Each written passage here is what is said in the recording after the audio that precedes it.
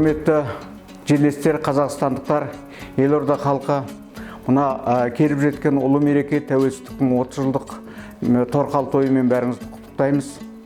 Осы мереке шын мәнісінде бұл ғасырлар бойы халқымыздың, еліміздің аңсап күткен мерекесі болатын.